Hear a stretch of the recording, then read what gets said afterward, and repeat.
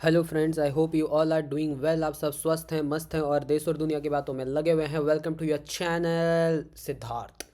So guys, this is me Siddharth Gupta presenting this video. तो guys, इस मैं एक अब हाल ही फिलहाल में एक सीरीज स्टार्ट करने जा रहा हूँ जिसमें हम डिस्कस करने वाले हैं सिर्फ और सिर्फ practice questions of different different subjects, जिसमें ये सबसे पहली वीडियो आ रही है इन पॉलिटी।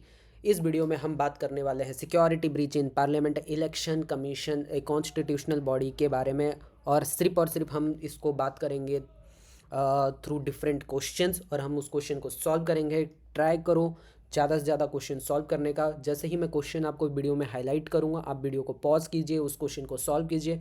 देन 5 सेकेंड के बाद मैं आपको उसका आंसर बताऊँगा। Then you can check by yourself and you can assess. तो गैज़, एक और बात मैं बता देता हूँ, ये जो क्वेश्चंस बनाए गए हैं ये मैंने बनाए हैं। It is not copied from any sources. तो गाइज़, ये बहुत हाई लेवल क्वेश्चंस होने वाले हैं। तो गाइज़, बने रहिए पर्टिकुलर सीरीज़ में। Presented none other than Siddharth Gupta. So चलिए गाइस, स्टार्ट करते हैं प्रैक्टिस क्वेश्चन सेट 1, जिसमें हम सिर्फ पॉलिटी के क्वेश्चन डिस्कस करेंगे और उसमें से हम 2 टॉपिक कवर करने की कोशिश करेंगे। हाल ही फिलहाल में जो सिक्योरिटी ब्रीच हुई थी पार्लियामेंट हाउस से, उसमें से क्या क्वेश्चंस बन सकते हैं उसके बारे में, और दूसरा election commission which is a constitutional body. So guys, उससे पहले मैं आपको बता देता हूँ, don't forget to like share and subscribe this channel for more upcoming videos. तो चलिए हम स्टार्ट करते हैं।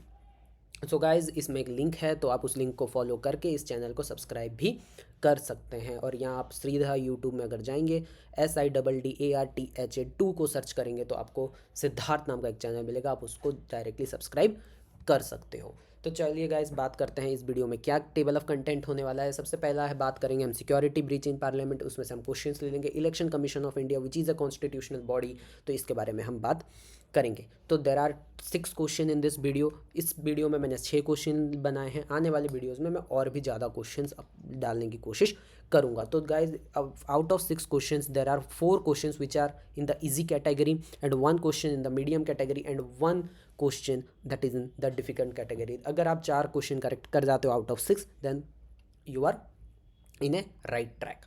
तो चलिए गाइज, अब हम स्टार्ट करते हैं। सबसे पहला क्वेश्चन जो कि आने वाली है आपकी स्क्रीन पे, ये रही। Question 1, consider the following statement.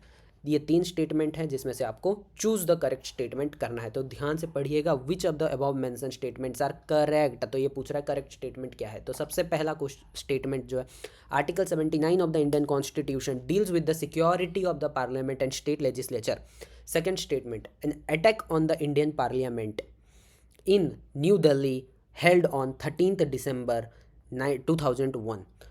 Third statement, the admission of strangers during the sitting of the House shall be regulated in accordance with order made by the Speaker. तो ये आपको पूछ रहा है which of the above mentioned statement है correct. Option A 1 and 2, option B only 2, option C 1 and 3, option D 2 and 3। तो guys, अपने video को पॉज कीजिए और आंसर दीजिए। तो गाइज, इसका करेक्ट आंसर है answer D, that is 2 and 3। Second statement correct है और थर्ड स्टेटमेंट करेक्ट है। फर्स्ट स्टेटमेंट में क्या प्रॉब्लम है, अब हम बात करते हैं। First statement is incorrect. क्या article 79 of the Indian constitution deals करता है security of the parliament and state legislature? नहीं। तो आर्टिकल, तो यहाँ से आपको ये क्वेश्चन आना चाहिए कि article 79 of the Indian constitution क्या डील करता है, और security of parliament and state legislature की सिक्योरिटी कौन से आर्टिकल में दी गई है हमारे संविधान में। तो मैं आपको बता देता हूँ, हमारे संविधान में ऐसा कोई भी आर्टिकल नहीं है। रेदर आर्टिकल 79 जो डील करता है वो बात करता है there shall be a parliament for the union which shall consist of president and 2 houses to be known respectively as council of state and house of the people. Council of states better known as Rajya Sabha and house of the people known as Lok Sabha. तो article 79 बात करता है कि हमारा जो parliament for the union है वो president और 2 हाउसेस को कंप्राइज करता है, that is Lok Sabha and Rajya Sabha. Article 79 does not deal with security of the houses. तो क्या कोई आर्टिकल है जो इंडियन कॉन्स्टिट्यूशन में जो सिक्योरिटी ऑफ द पार्लियामेंट के साथ डील करता है? तो कॉन्स्टिट्यूशन में ऐसा कोई भी प्रोविज़न, ऐसा कोई भी आर्टिकल नहीं है दिया है। तो ये आपको पता होना चाहिए। अब बात करते हैं सेकेंड और थर्ड स्टेटमेंट की, जो कि करेक्ट है। Yes, it is on 13th December 2001 that an attack on our Indian parliament was held and it was considered as an terrorist attack, जिसमें एक ग्रुप ऑफ आर्म्ड मिलिटेंट ने attack किया था parliament house पे new Delhi में, और ये माना गया है जो अटैकर्स थे वो Pakistan based militant organisation Lashkar A Taiba and जैसे मोहम्मद को बिलोंग करते थे। 3 के बारे में, the admission of the stranger during the sitting of the house shall be regulated in accordance with the order made by the speaker है। Yes, it is correct. तो ये कहाँ पे मेंशन है? क्या हमारे इंडियन संविधान में मेंशनड है? नहीं, ये मेंशनड है rule 386 of the rule of the procedure and conduct of business in Lok Sabha. Rule of procedure and conduct of business in Lok Sabha के रूल नंबर 386 में ये चीज़ मेंशनड है। क्या मेंशनड है? The admission of stranger, that is the admission of stranger during the sitting of the house to those portions of the house which are not reserved for the exclusive use of the member shall be regulated। किसके द्वारा? कि speaker के द्वारा। तो इसलिए D statement correct है, that is 2 and 3 and 1 is the wrong. तो चलिए अब बात करते हैं सेकंड क्वेश्चन के बारे में। तो ये है सेकंड क्वेश्चन आपके स्क्रीन पर। Consider the following statement. First statement, Election Commission is a constitutional body as Article 322 in Part 15 of the Constitution deal with Election Commission। तो आपको बताना है इलेक्शन कमीशन क्या कॉन्स्टिट्यूशनल बॉडी है? अगर कॉन्स्टिट्यूशनल बॉडी है, क्यों? क्योंकि ये आर्टिकल 322 में मैंशनड है, तो ये चीज़ें आपको बतानी है। All election to Lok Sabha, Rajya Sabha and to legislature of every state only held under this constitution shall be vested in election commission. तो सेकेंड स्टेटमेंट ये कहता है क्या election to Lok Sabha, Rajya Sabha, state legislature of every state, क्या यही सिर्फ इलेक्शन हमारा इलेक्शन कमीशन कंडक्ट करता है? Election commission currently consist of chief election commissioner and 2 election commissioner only. Which of the above mentioned statements are correct? इसमें से कौन सा स्टेटमेंट करेक्ट है ये बताना है। Only 1 statement is correct, only 2 statement correct, all the 3 statements are correct और none of the statements are correct. तो इस वीडियो को पॉज कीजिए और इस क्वेश्चन को सॉल्व कीजिए। तो गाइज इसका आंसर है ए, ओनली 1 स्टेटमेंट इज करेक्ट। तो इसमें से कौन सा स्टेटमेंट करेक्ट है?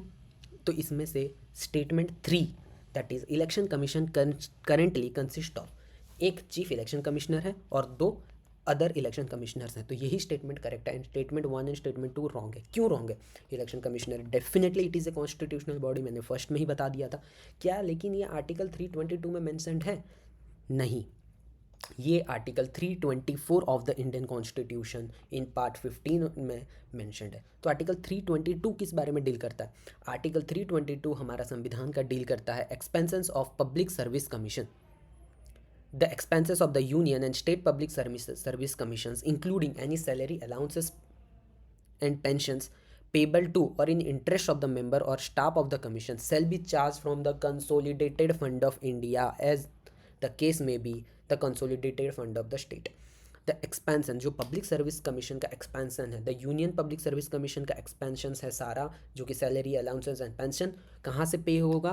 वो चार्ज होगा कंसोलिडेटेड फंड ऑफ इंडिया में, और स्टेट पब्लिक सर्विस कमीशन के चार्ज होंगे state consolidated fund of India से। ये आर्टिकल 322 मेंशन करता है आर्टिकल, लेकिन आर्टिकल 324 मेंशन करता है superintendence direction and control of election to be vested in election commission. So article hence statement 1 is wrong, क्योंकि आर्टिकल 322 नहीं, आर्टिकल 324 डील करता है इलेक्शन कमीशन ऑफ इंडिया के साथ।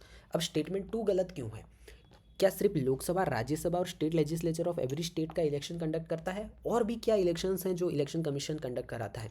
यस, सो आर्टिकल 324 का क्लॉज सो आर्टिकल 324 ये mention करता है क्या? देखो, ओरिजिनल क्लॉज 1 इसके बारे में डील करता है। क्या बोलता है? The superintendence and direction and control of the preparation किसका? All election to the parliament, parliament consist of Lok Sabha and Rajya Sabha, legislature of every state and election to the office of president and vice president shall be vested in election commission। तो election of Lok Sabha, Rajya Sabha और state legislature के साथ साथ election of president और election of vice president are also vested in election commission. तो statement 2 गलत हो गया। So as of now election commission is currently consist of chief election commissioners and 2 other election commissioners, so it is a multi-member body as of now, hence statement 3 is correct। so correct answer is option A, only 1। अब बात करते हैं question 3 जो कि आपके screen पे आ रही है। Consider the following statements. The election commission and other election commissioners are appointed by the president of India. It is the second statement, it is the discretionary power of the president to take decision on the appointment of election commission. It is the discretionary power of the president to take decision on the appointment of election commission. Parliament, say third statement, Parliament has the sole authority to make any law regarding the condition of service of the election commission. Statement 4. Election Commission, that is Condition of Service of Election Commissioner and Transactions of Business Act 1991, deals with all the provision of election commissions. Which of the above mentioned statements are correct? Option A, only 1 and 2. Option B, 3 and 4. Option C, only 1, 3 and 4. Option D, all of the above mentioned statements are correct. Video को pause कीजिए और solve कीजिए. So the correct answer is option C, that is only 1, 3 and 4 statements are correct. Only 1, 3 and 4 statements are correct. It means second statement is wrong. It is the discretionary power of the president to take decision on the appointment of election commission. Nahi. It is not the discretionary power of the president. Rather, the president always has to act on the aid and advice of union council of minister which is always headed by prime minister. तो आपको ये चीज़ें याद रखनी है. तो क्या election commission और अदर इलेक्शन कमीशन को प्रेसिडेंट अपॉइंट करता है? Yes, it is correct. तो देखिए 1, 3 statements are correct as article 324 of the constitution deals with this. क्या election commission consist of chief election commissioner and such other members of the election commissioner if any the president में from time to time fix. तो president decide करते हैं. And appointment कैसे होता है? shall be subject to the provision of any law made in that behalf by the parliament. तो parliament is the sole authority to make any law or any conditions of service for the appointment regarding the election commission. And statement 2 is correct, जो कि मैंने आपको बता दिया.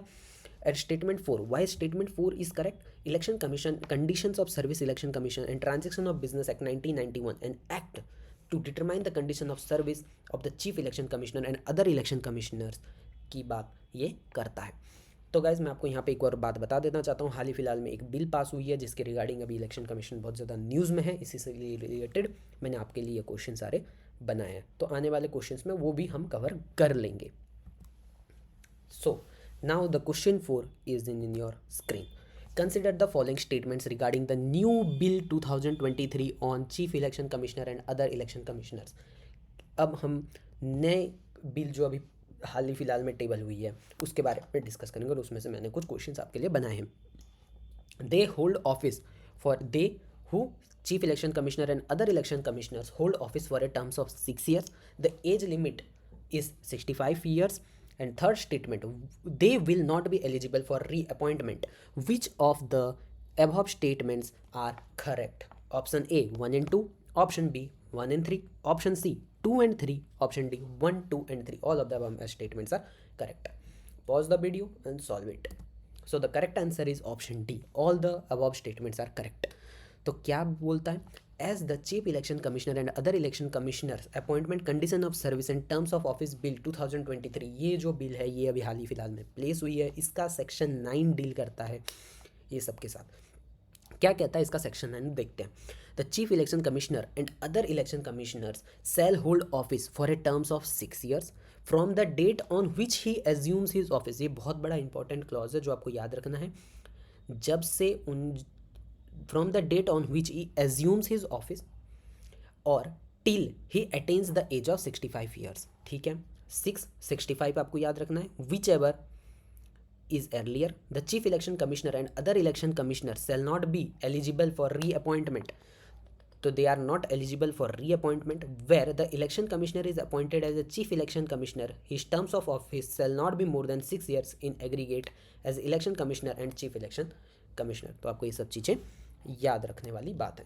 अब question number 5 पे चलते हैं और ये रहा. According to the chief election commissioner and other election commissioner appointment condition of service and terms of office bill 2023, who will be the member of selection committee. तो एक सिलेक्शन कमेटी बनाई गई होगी, इससे ये पता चलता है क्वेश्चन से. तो सिलेक्शन कमेटी के मेंबर्स कौन कौन होंगे as per the new bill? Prime minister, second president, third union cabinet minister, fourth speaker of Lok Sabha, fifth chief justice of India, sixth leader of opposition and seventh vice president. Choose the correct option from the below. Option A 1, 2, 3 and 5. Option B 1, 3 and 6. Option C 1, 2, 5 and 7. Option D 2, 3, 4, 6 and 7. Pause the video and try to solve it. So the correct answer is option B, that is 1, 3 and 6. कौन कौन? Prime minister, union cabinet minister nominated by prime minister and leader of the opposition. So इसका answer ये है. ये as per the bill, मैंने bill से ही directly आपको यहाँ प्लेस करके बताया है. As per the chief election commissioner and other election commissioners appointment and conditions of service and terms of office bill 2023, जिसका सेक्शन 7 बात करता है. क्या बोलता है? The chief election commissioners and other election commissioners shall be appointed, तो compulsorily they will be appointed by the president on the recommendation of a selection committee. Selection committee, who will be the members of selection committee? Selection committee members comprising of the prime minister, who will act as the chairperson, and the leader of the opposition in the house of the people, who will be a member, and union cabinet minister to be nominated by prime minister will be the member. Explanation: for the purpose of removal of doubts, it is thereby declared that where the leader of opposition in the house of people has not been recognized as such, the leader of the single largest party in opposition of the government in the house of the people shall be deemed to be the leader of opposition. तो बहुत बार question आता है कि leader of opposition अगर नहीं है तो कौन होगा. तो अगर लीडर ऑफ अपोजिशन नहीं है तो सिंगल लार्जेस्ट पार्टी जो है वो कंसिडर की जाएगी as a leader of opposition. So the correct answer is prime minister, union cabinet minister nominated by prime minister and leader of opposition. ठीक है, तो अब जाते हैं हमारे लास्ट क्वेश्चंस इस वीडियो के. तो ये क्वेश्चन आपके स्क्रीन पर ये रहा. Question number 6. Consider the following statement. Statement 1. The chief election commissioner and other election commissioner may at any time by writing under his hand address to the prime minister resign his office. तो chief election commissioner और other election commissioner किसको resignation submit करेंगे? Prime minister को. Second, the chief election commissioner और an election commissioner can be removed from his office only through a process of removal similar to that of a Supreme Court judge by Parliament. तो ये हम removal की बात कर रहे हैं, resignation and removal की बेस्ड पे क्वेश्चंस हैं. तो इसका जो करेक्ट ऑप्शंस दिया, जो ऑप्शंस आपको दिया गया है, आपको चूज करना है उसमें से which of the above mention statements are correct. Option A only 1, option B only 2, option C both 1 and 2, option D none of the above statements are correct. So pause the video and try to solve it. So guys the correct answer is option B, only second statement is correct. तो first statement में क्या गलती है ये हम बात करते हैं कि वो अपना जो रेजिग्नेशन है वो प्राइम मिनिस्टर को नहीं, द प्रेसिडेंट ऑफ इंडिया को सबमिट करेंगे. और ये कहाँ पे मेंशन्ड है? ये मेंशन्ड है सेक्शन 11 का जो हाल ही फिलहाल में बिल आया है उस पर. तो ये कुछ बिल है, बिल का आपको देखिए स्क्रीनशॉट्स मैंने यहाँ पे अटैच किया. As the chief election commissioner and other election commissioners appointment condition of service and terms of office bill 2023 का सेक्शन 11 क्या बात करता है? The chief election commissioners and other election commissioners at any time by writing under his hand address to the president can resign from his office. तो किसको ये resignation submit करेंगे? President को. And statement 2 is correct. तो ये भी बता देता हूँ ये कहाँ पे मेंशन्ड है. ये मेंशन्ड है article 324 of the Indian constitution. तो हमारे संविधान में डायरेक्टली मेंशन्ड है. संविधान का क्लॉज 5 क्या बोलता है? Subject to the provision of any law made by the Parliament, the condition of service and tenure of office of the election commissioner and the regional commissioner shall be such as President may by rule determine, provided that the chief election commissioner shall not be removed from his office except in like manner and on the like ground. तो ground भी same है और manner भी same है as the जज of a supreme court. तो जज of a supreme court का रिमूवल कैसे होता है वो भी मैं बता देता हूँ. Chief election commissioner and can of India can only be remove from his office by the president. तो प्रेसिडेंट ही रिमूव कर सकते हैं. कैसे? On the basis of A resolution. एक रेजोल्यूशन पास करना पड़ेगा. कहाँ पे? दोनों हाउसेस ऑफ द पार्लियामेंट. तो एक रेजोल्यूशन पहले पास किया जाएगा दोनों houses of the parliament, that is Lok Sabha और राज्यसभा में. क्या है majority? 2/3 majority in both the Lok Sabha and Rajya Sabha. 2/3 of majority होना चाहिए. और क्या ग्राउंड है रिमूवल का? मिसबिहेवियर और इनकैपेसिटी. तो दो ग्राउंड है, misbehaviour and incapacity. And this is the same process and the same ground under which a जज of a supreme court can only be removed. तो ठीक है गाइज, तो आपको अब सब शायद समझ में आ गया होगा. तो only second statement is correct है और फर्स्ट स्टेटमेंट क्यों रॉन्ग है. तो गाइज आज इतना ही इसी वीडियो में. आई होप आपको ये सेक्शंस अच्छा लगा होगा, आपने खूब एंजॉय किया होगा. और कमेंट में मुझे अपने मार्क्स बताइएगा, आउट ऑफ 6 आपने कितना अचीव किया है. Be truthful. मैं ऐसे बहुत सारे क्वेश्चंस और लेकर आऊँगा और उसी के साथ ही मैं आपको कंसेप्ट भी समझाने की कोशिश करूँगा. अगर आपको ये वीडियो अच्छा लगा हो तो don't forget to like, share and subscribe and stay tune to your channel Siddharth, presented this by Siddharth Gupta. Thank you so much. Have a good day.